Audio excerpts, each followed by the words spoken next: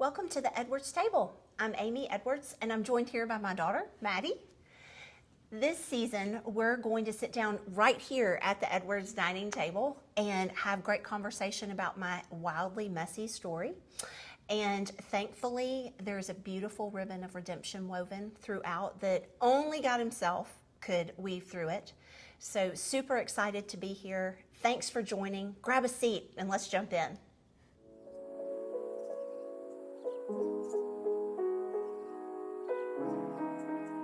Well, hey y'all, thanks for joining us here actually for our very first episode. Super excited to jump into my story, and I think we're just gonna start the literal very beginning. So way back many moons ago, I've taken 50 trips around the sun as of today's recording. I was born on a really hot July day, and I was born up in the Midwest, and I had all of my family lived in the same little town, or city, which was nice. And from the very beginning, so my mom, your grandma, she was married for some years before she had me, and then she and my father divorced around when I was 2. And she married her second husband, and we immediately moved down to Tennessee. Oh, okay. This is where the accent comes from. And then they were married only for a couple of years.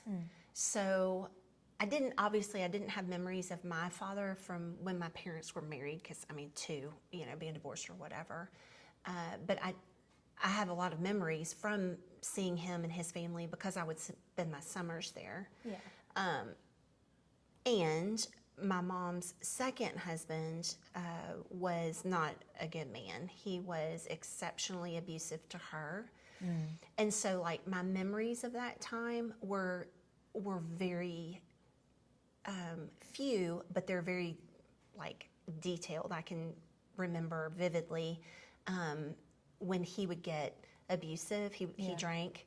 And so when he would get abusive, Grandma would lock me into our hall bathroom. We lived in an apartment, and she would lock me in the bathroom. And at the time, I was too little to reach the light switch. Yeah. And so it would be like dark, but I could hear everything going on. Yeah. So like her body thudding and things on the wall, and screams and crying. And the other vivid memory I have, we had this like red leather chair. And he was somebody, he drank beer, and he would like, I'd be laying on the floor and he would grab my foot, and then he would pop all of my toes. I mean, just like, why, I don't know, but that's one of those, like, he was not one of those people that I think many wanted to be around. He's kind of a jerk. So they got divorced when I was about 5, and from there, she stayed single until I was turning 13. So it's just she and I living in the apartment together. And that was when I was in kindergarten. I had best teachers ever. It was like a team of 2. And I still remember my kindergarten teacher, Mrs. Box. She was the sweetest ever. She had a great big rocking chair. And when you're having a sad day, she would let you come crawl up in her lap, and she would rock you and talk to you and console you.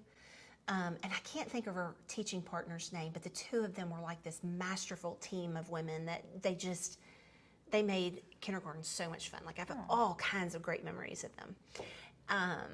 And then when I went to first grade is when I was like, I started this wee tiny little school there in Memphis, and I stayed there first through 8th grade. So great memories. A little bit of, I think, why I am the person I am today was my first day of first grade. My teacher's name was Mrs. Legg, and she sent a note home to Grandma and was like, "Can you sit Amy down and explain to her how school works?" Because apparently the first day of school, I was greeting every child at the door as they came, and then I helped them find their name on their desk and introduce them to their seatmates around them. So yes, hospitality definitely a thing of who I am very much. I don't know if it's genetic. I don't know if I don't know, but it's definitely part of who I am.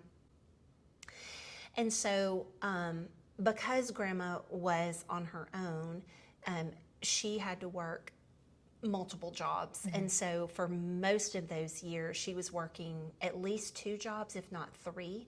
So like she worked a full-time job Monday to Friday, like a 9 to 5 kind of a situation. Then she would work nights, and then she would also work other things on the weekend. And so a good deal of my childhood was either me spending the night at the apartment with our downstairs neighbor kind of keeping an eye out on me, or I would spend the night with at my friends' houses, and their moms would bring me to school and things like that. So I've always been able to pretty much sleep anywhere. You know, I think a lot of that comes from that, right? Like, Sure. You get used to where you are and whatever. Yeah. And one of the things that I did is Grandma would send me up to Indiana for the summer, and I would stay with her mom and dad, great grandma, great grandpa for you, and then my father, his parents, and then we had some family friends in Michigan. So like I just kind of would get passed around for that, which I loved the summers, but then I also hated the summers. So I loved going because I had great memories, lots of really good things. Yeah. But then I also hated being away from Grandma. Like it was so hard for me to be away from her. So like her mom and dad, great grandma, great grandpa, they were, I don't know, just kind of unusual because they both worked jobs. So great grandma always worked, which was unusual for a woman of the 50s. So she was a telephone operator. Oh, okay. And so back in the day where you have the big panel of all the spots that you plug into, and she did that. When I was a little girl, she worked for an answering service. So what they did was way back before we had these fancy phones, you would actually call the number you're calling, and this answering service would answer and either take a message or connect you to the line that you're trying to talk to. So so she did that. And great grandpa was a welder. He was a master weldsman. Unfortunately, when I was young, his factory went on strike because of the union situation. The unions were trying to come in and unionize their company, and the fellas there didn't want the union to come in because it meant reduced pay the unions money, have the unions come in and like tell you what you will and won't do, and mandate how you work and things like that, and they didn't want that. And so he picketed on for that not to happen, and unfortunately he lost his job. He was not a well-educated person. He dropped out of school in 3rd grade due to his circumstance, which was very messy. He was one of many children of a wealthier family, but because it was during the Great Depression, they relinquished their rights to him. And so he was kind of raised as an orphan in the same town as his family. So it was super sad.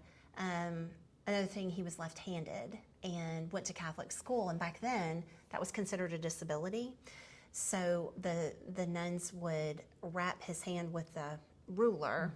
At one point they broke his hand to try to teach him how to write right-handed, which then he became ambidextrous. So he could use both hands, but he was always left-handed. Like to the day that he passed away, he was always left-handed. So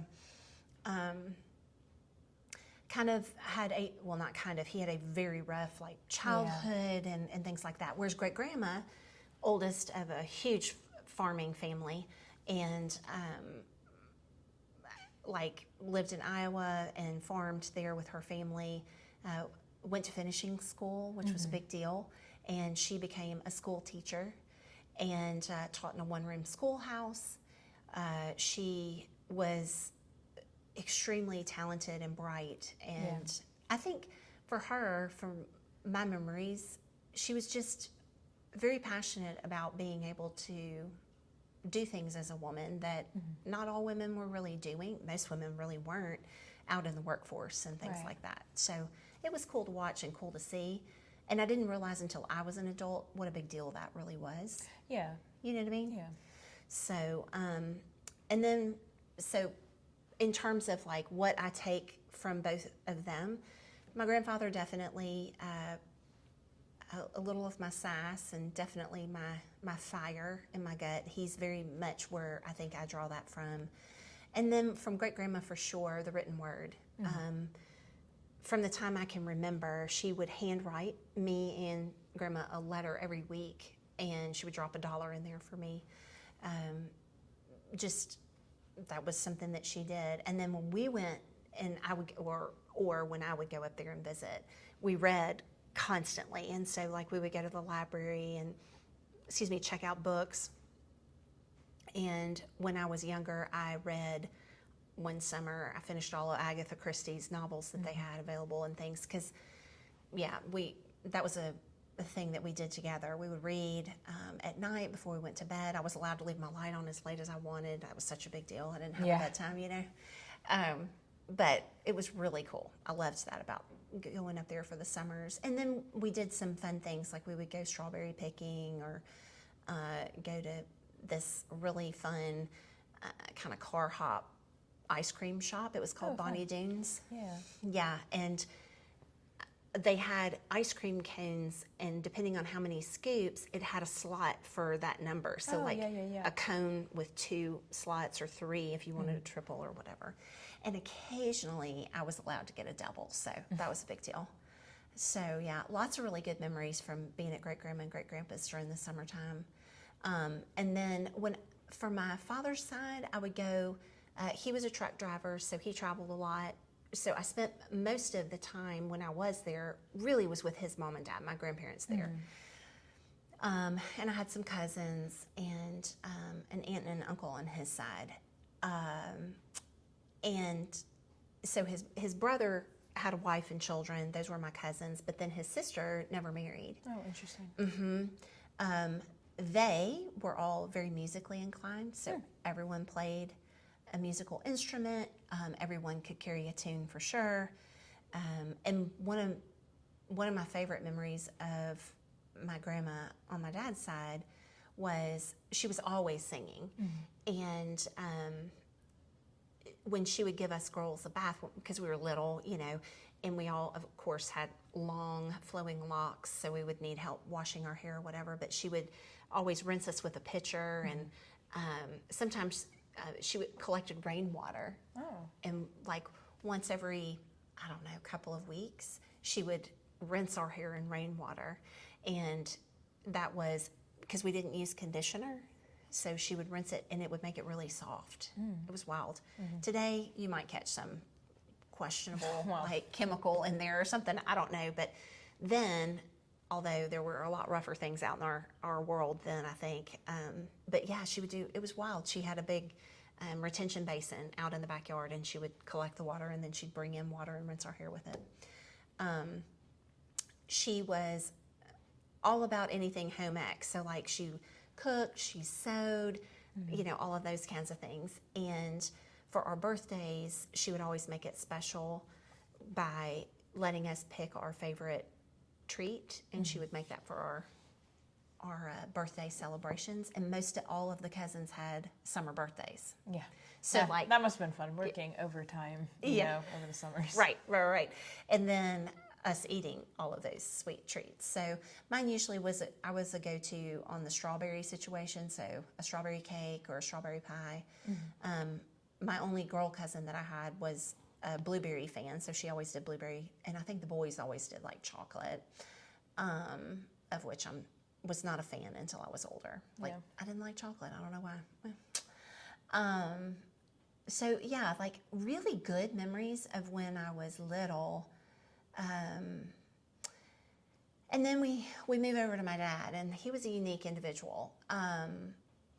So as a little girl, loved my dad, wanted to like have him around all the days. And I think that's a longing for every little girl, and especially those of us who didn't have a dad around. Like you long for that male figure in your life to complete the two parents, right? Like, because a mom and what she does and how she does things, in rearing and taking care of children versus what a dad does, it is different. You know Right. what I mean? Like, typically your mom's going to be more of the nurturer. Your dad is going to be more of the pusher of, like, you know, protecting you, but also bringing you along behind him to make sure you can get out there and do things on your own as well. And so, also, I mean, I was a child of the, like, in grade school, it was the 80s. And so, for the most part, most kids had a two-parent household. Not all, but many kids had a two-parent household. So you were kind of the odd man out, you know, having divorced parents or whatever. So when I was with my dad, at the time, I typically would sleep in the bed with him. And as a little girl, didn't think anything of it. This was my normal. And as I got older, and by older I'm talking 9, they started this thing called after school specials. And I'll talk about that here in a minute, but it was kind of wild when I started learning, like, maybe some things not quite right. So while I was visiting my father, he did remarry this lady, and she had a son, and I loved her. She was so sweet to me, and I loved her son too. He's a very good boy and very sweet to me as well. And I always wanted a big brother. I thought that was just the coolest. Yeah. Clearly, I couldn't have a big brother as I was an only child. Right. Doesn't quite work out unless you're going to adopt, I guess. But this boy was older than I was, and when I went up, when I would come home in the summers, over the course of some of my years of visiting, I would come home and I would have these horrific infections, and my pediatrician couldn't make sense of why I was having this situation. I would occasionally get them off and on, I think, during the year, but mainly like as I'm coming home from the summers. And, you know, you're 5, you're 6 years old, and wearing underclothes was not an option. It was so painful, and tears, and never wanted to go use the bathroom. I mean, it was awful. Very vivid memories about that. And so when I would come home, like, I would stay there for the summer. Like I said, I would bounce around, going here, there, and yonder, and then come back.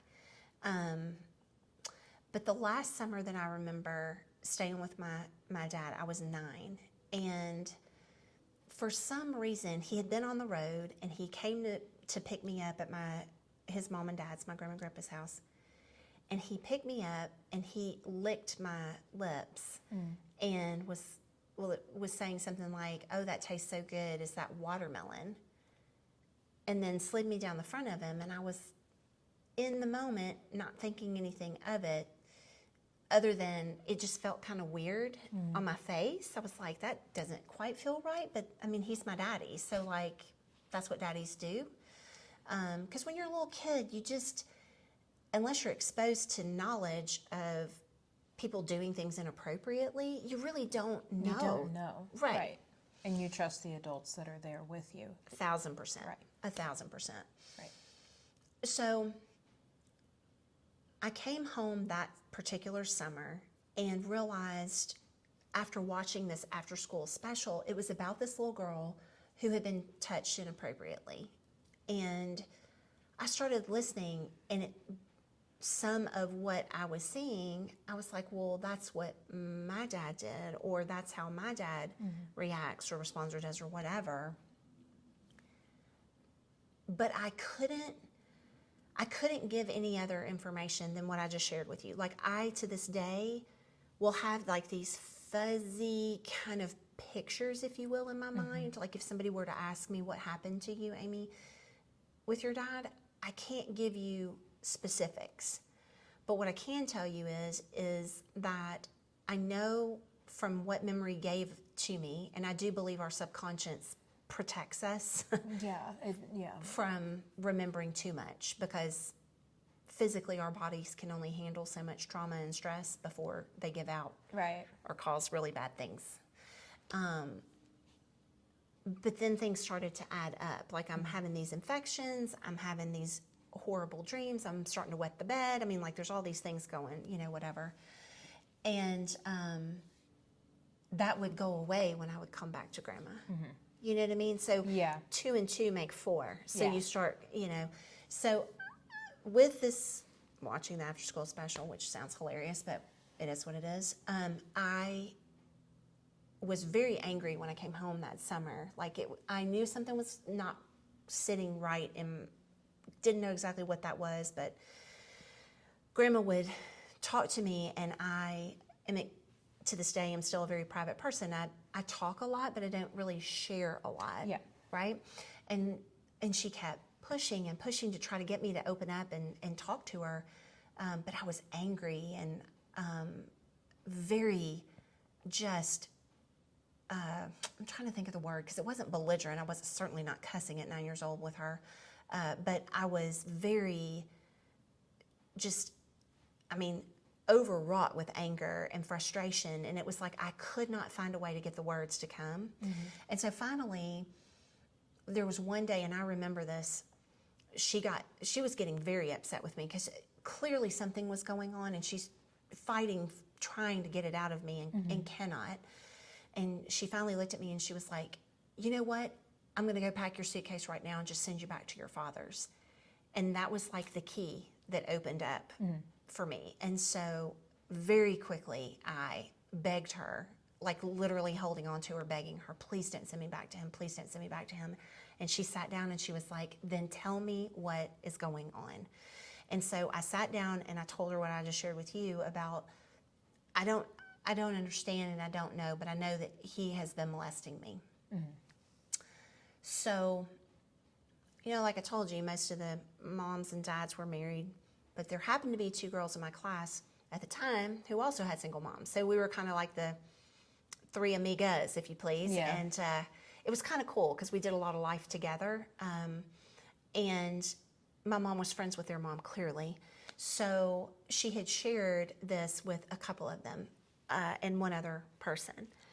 And unfortunately, neither of those 2 moms did this, but this other person did somehow bring it back to their child, which then in turn brought it back to school. And I know that, when I think maybe in our middle school years is when anti-bullying kind of became even a topic, but like back in the day, sticks and stones kind of a situation. So people would pretty much say whatever was on their mind. They didn't really care about that. But kids coming back to school and would say horrible things about, how disgusting I was because I wasn't a virgin anymore, which wasn't true. But, or, they would ask me, was I pregnant? How could I be so disgusting and have sex with my dad? Just horrible, horrible things, for a 9-year-old, 10-year-old little girl to be hearing. And so I cried a whole lot at school. And the teacher I had at the time, again, I wasn't telling anyone what was going on. She had no idea why I was crying, and I didn't tell her. If she asked, I did not tell her. And so much of my 5th grade year, she would send me out into the hall because I was distracting her class when I was crying and upset. And as harsh as that is sounding, I don't blame her for that. Being a school teacher by trade, it's hard to have your classroom in order, when you've got a kid who's hysterical or whatever. It makes me sad that she didn't try a little bit more to actually get to the bottom of why I was so upset. But needless to say, from that, I learned very quickly that I could do things on my own. So I learned my lessons, my workbook and books and whatever I had out there, and was a good student. And so much so that, again, Grandma had no idea because the teacher didn't take it back to her to tell her I was being disruptive because she solved the problem. And I didn't go to Grandma and tell her, that was going on. So very, very soon thereafter, I just kind of learned to take that, though, and kind of push it down and not really talk anymore. And before this school year, so back in my first grade year, I actually found ice skating. And when I started, I fell in love with being on the ice. It was my one spot I could go and just kind of get lost in the music and the movement and the smell and the sound of my blades, crunching on the ice. And Grandma would hand sew my costumes for my competitions and whatever else. And so by that point, when I was in 5th grade, starting into 6th, we got a call from our family friend that I used to go and stay with up in the summertime. She had a connection to someone, and they were talking about potentially offering me a spot on the 88 Winter Olympic training team, which is what a dream that would be, and how amazing. But with that came, I was going to have to move to Colorado and stay with a family for a year, right? And do that. And being the situation that I was in, for me at that time, there was no way I could leave Grandma. I felt very fearful of being away from her long term. I lived with a whole lot of fear of, when I wasn't with her, being safe and that kind of a thing. And so I didn't want to do it for that reason. But also, I realized very quickly that I was not ever going to be truly competitive material for the Olympics. I was competing, I was going to the nationals and doing that kind of a thing, but the next level of Olympic skating, I was not. And the why behind that was I had been training and practicing, and we had what they call free skate, so anyone could skate or whatever. And there's a rule that out in the center of the ice, they have like a painted space. Yeah. And that's the expectation is that is for people who know how to skate to go and like practice jumps and spins and things like that. So you be cognizant. Well, I was skating backwards, doing a spiral, which is one leg up in the air. And there was a man who was also skating backwards, and we each looked over the wrong shoulder. So I looked over one shoulder and didn't see him. He looked over one shoulder and didn't see me, and we collided. And my blade nicked him in the neck. I hit him hard, not seeing. My hands didn't even catch me. I caught myself on my chin. So nice little scar under there, whole scar action. But that accident for me, that skating accident, forever changed the trajectory of where I was going with skating. My coaches at the time, she tried desperately to get me over that fear. They got me right back up and on the ice, put a butterfly bandage on it, and I got back out there. Just like with anything, right? If you have an accident, if you get scared, trying to overcome that fear. And so kind of a smattering, if you will, of things that, I don't know, it just kind of, for me, that was it. I knew I wasn't going to be competing. I skated around some great skaters, and I knew other people that I skated with that definitely could have gone and done the Olympic training team. And, I say that also. Others see different things in us, so who knows what it could have been. I mean, but you never know. Yeah, and nor will we. So here we go. But when I hung my skates up, for good. Yeah. That was it. I didn't skate again for, I think it was maybe 20 more years. And then I said yes because I had kids. But yeah, right. You're like, okay, there's one little girl who begged her mommy to please get out on the ice, and I said okay. Yeah. Watch me fail, but show everyone how good you are, Mom. Go. Yeah. But yeah, so skating for me, golly, I hated walking away from it, but at the same time, when I did, I was going into middle school. Boys were kind of starting to come into play, doing, girls' nights and fun things, and not wanting to train all the time. I mean, yeah, because you would, especially if you had gotten on that team, you would have had to give all that up. Well, even at that time, I skated 7 nights a week, like 7 days after school every day. Saturday, Sunday, I would skate, And then also before school, I trained. Yeah. So Grandma would get up. I would get up. I think we would get up around 4 or 4:30, and I was on the ice by 5:30.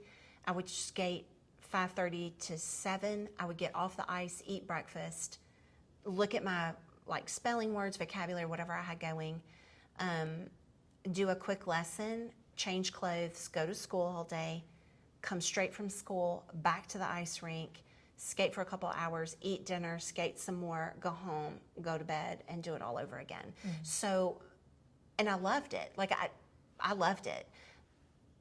I didn't have a lot of friends that I did tons with because I couldn't. Right. But I was willing to say yes to that because of how much I really enjoyed it.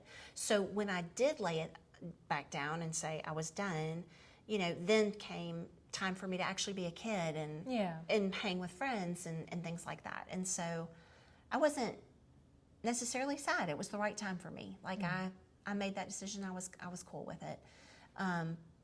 But for the time that I did it, golly, I loved it. And what I've learned since then, like as I've gotten to become an adult and things like that, is that creativity is something that is woven in me for sure. Like I have to have that going in my life. Right. Yeah. You know, kind of a thing. And before we close out today, I did want to say this. So I know that like we are very much about, I have a very messy story. I mean, this is only day one, and good heavens, we're already talking about, you know, abuse by a father and horrific experiences with children, and you know, hearing kids say the meanest things. So two beautiful things that came out of that ribbon that we'll keep looking for every time we talk is, one, those kids that were really ugly to me, and there was one girl in particular, I mean, she was brutal. Girl was all about that. Like, if she could find a way to say something and make you cry, that I think literally brought her the most joy of her life ever. That was so interesting. Before we started high school, somebody knocked on our door, and I went and opened it, and it was her. And she had tears running down her face, and she came over and said to me, I don't know why, but I've had you on my mind. And she said, and Amy, when I started thinking about how horrible I was to you in school, because we were in school 1st through 8th grade together. Right. She was like, I just felt so badly for how I behaved, and I just wanted to come over and ask you if you would forgive me for that. And I was like, yeah, that's... I'd prefer to be able to do that. Thank you. Yeah, 100%. But also, like, what a grown-up thing to do at such a young age. Yeah. I mean, you think about that. We were 14. Like, most 14-year-olds are thinking about their skincare regimen and their hair, not really, girls, not really, you know, like how they behaved in 5th grade, and now they want to come back and make amends. That was a very powerful thing that happened that I've never forgotten. Yeah. And just the courage it took for her to do that, and what it did for us in moving forward and being able to see her and, you know, be friends with one another. It was so cool. And then the second thing is that this is even wilder. So talk to you about my dad's parents. So my dad's parents were very much believers, and in today's time would be considered religious because they went to church whenever the doors were open. And they took me to church when I was staying with them. And so when I was a wee little girl, I was 5 years old, it was the summer I was staying up there, they took me to church one night, and it was so evident in that moment that I needed to give my life to Christ. And so I walked down the center aisle and went up to the front of the church, and the pastor that was teaching that night got down on his knee. I'll never forget, he got down on his knee, and he had the microphone, and he said, well, why are you coming up here, young lady? And I told him, I said, well, I know that I need to give my life to Christ. And he said, well, what does that mean? And I said, well, it means I know that I sin and do things that are wrong, but that if I tell him that he'll forgive me. And so he prayed for me, and I prayed the sinner's prayer, accepted Christ. And I always think about that that, albeit my father did horrific things, it was his mom and dad that taught me about Jesus, that brought me to a place where I could have that interaction and actually make that decision so young. Yeah. And even though I did go, Grandma and I would go to church because I went to a Christian school, and so they took attendance that way. Like, did you go to church and Sunday school? Of course, everybody wants to say both. But I also was at in a Lutheran church, which my dad's parents, not Lutheran, they were like Pentecostal. Oh, okay. So Yeah, like, that was a little different. if you're not familiar, y'all don't take anything of it, but just know like Lutheran v Pentecostal is kind of like dry ribs versus ribs with barbecue sauce. Like, it's just very dry ribs well, like, is Lutheran. like very straightforward. You're just going to eat a bite of meat and here's that. But Yeah. Pentecostal to me is like the saucy rib where it's like dripping with all the goodness. And anyway, I always go to food. But yeah, so it was a very different experience going to church with them versus what I was doing day in, day out in my regular life with Grandma. And so, yeah, all this to say, it was wild to me that God brought me through such a hard situation with my father, all the while with his mom and dad, unbeknownst to them. They had no idea. And so they were the ones that led me to Christ. And I just think that is amazing that God does those things. Like, he takes those really messy, horrible situations and will pull people and experiences through that actually put you back up on your feet and help launch you forward. Yes. So yeah, in terms of my initial childhood, that's my wee little years early on. I have a bazillion stories I probably could share, but in terms of like, It's a good first start. yeah, where we begin, that's definitely a good start, and super excited for us to come back and take it from there. I think we're gonna probably jump in. I mean, because also back in the day, middle school, not like it is today, where you like separated it out. The school I went to was it was actually preschool through 8th grade was the whole school. So you like stayed there the whole time. Nothing wild and crazy going on in 7th and 8th grade other than, Grandma got married.